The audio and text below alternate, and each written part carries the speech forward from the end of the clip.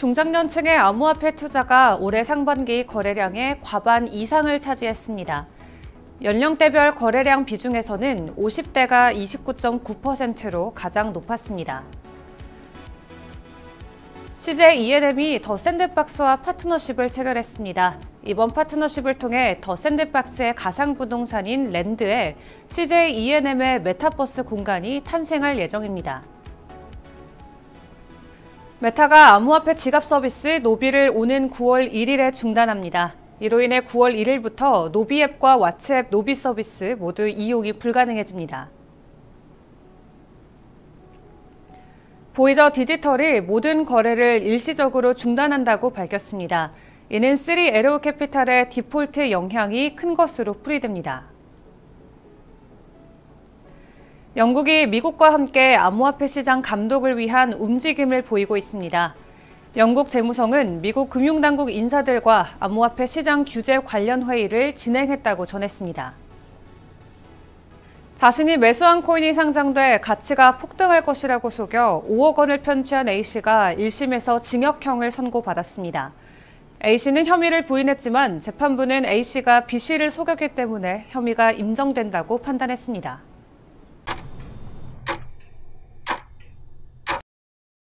코인을 왜 그냥 사? 정보 보고 사야지. 이거 끝까지 봐. 딱 10분이면 돼. 코인 뉴스 하면 어디? 블록체인 투데이에서 코인 정보를 찾다.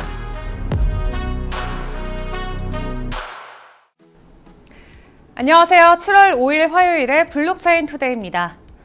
비트코인이 디지털 금이 아닌 다이아몬드로 올해 말에 28,000달러까지 상승할 것이라는 전망이 나왔습니다. 도이체방크는 암호화폐와 주가의 상관관계 속에서 비트코인이 현재보다 32% 상승한 28,000달러까지 회복할 수 있다고 주장했는데요. 또한 비트코인은 금이라기보다는 이국적인 자산인 다이아몬드와 비슷하다고 전했습니다. 오늘 블록체인 업계 주요 소식입니다. 중장년층의 암호화폐 투자가 올해 상반기 거래량의 과반 이상을 차지했습니다. 국내 암호화폐 거래소 코빗은 올해 상반기 연령대별 거래량 비중에서 50대가 29.9%로 가장 높았다고 전했는데요.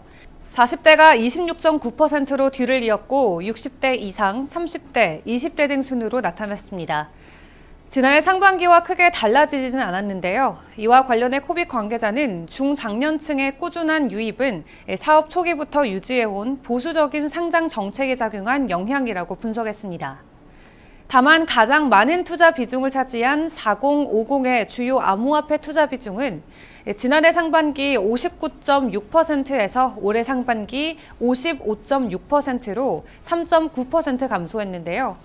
코빗은 지난해 대비 올해 신규 지원한 거래량이 늘어서 주요 암호화폐 투자 비용이 감소했다라고 설명을 했습니다.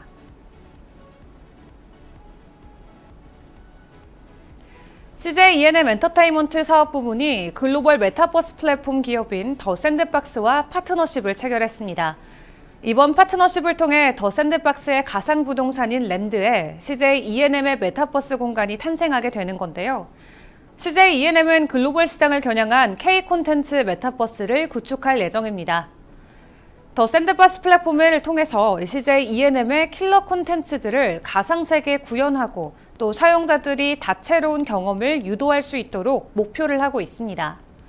또한 사용자들의 메타버스 내 활동들을 다시 방송 프로그램과 연계하는 등 현실과 가상세계를 융합하는 다양한 시도를 이어나갈 예정입니다. 메타가 암호화폐 지갑 서비스 노비를 오는 9월 1일에 중단합니다. 이는 지난 1월 암호화폐 프로젝트 DM을 매각한 것의 후속 조치로 풀이가 되는데요. 이로써 9월 1일부터 노비 앱과 왓츠앱 노비 서비스 모두 이용이 불가능해지고요. 이용자는 노비 계좌에 로그인하거나 접속할 수 없게 됩니다.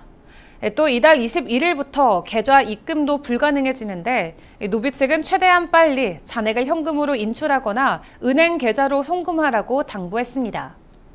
다만 노비는 9월 1일 이후에 남아있는 돈은 이용자가 노비에 추가한 카드나 은행 계좌로 송금하기를 시도할 것이라고 설명했는데요.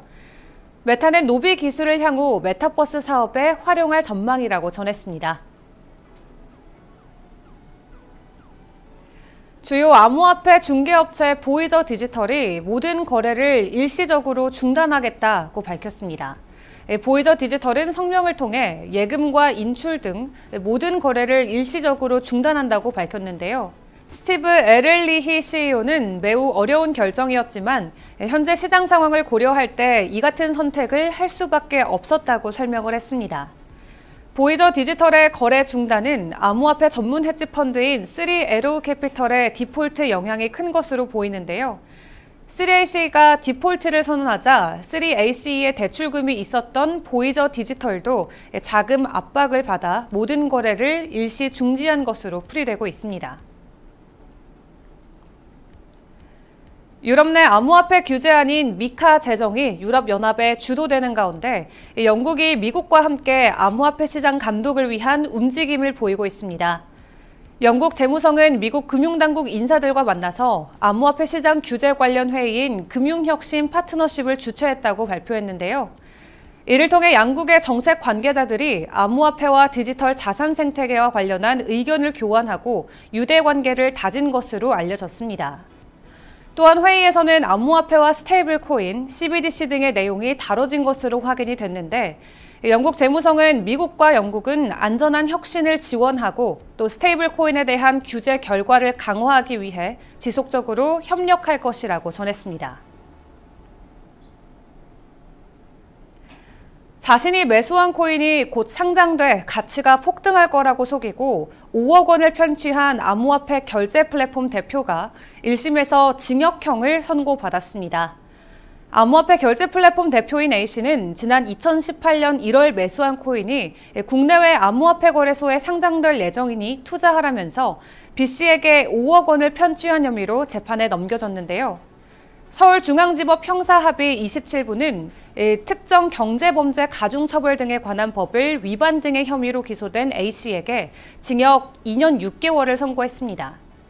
A씨는 재판 과정에서 코인 상장 및 관련 계약 진행을 위해서 노력했기 때문에 혐의가 인정되지 않는다고 주장했는데요. 그러나 재판부는 A씨가 코인 상장을 위해 일부 노력했더라도 실제 사실보다 과장된 행위로 B씨를 속였기 때문에 혐의가 인정된다고 판단했습니다.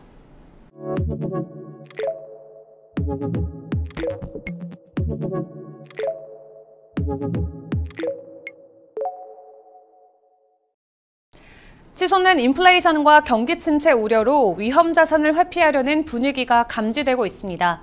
비트코인은 현재 19,000달러 선에서 장시간 보합세를 보이고 있는데요. 자세한 비트코인 전망과 차트 분석은 정오에 방영되는 블록체인 투데이 플러스에서 함께하겠습니다. 시청해주셔서 고맙습니다.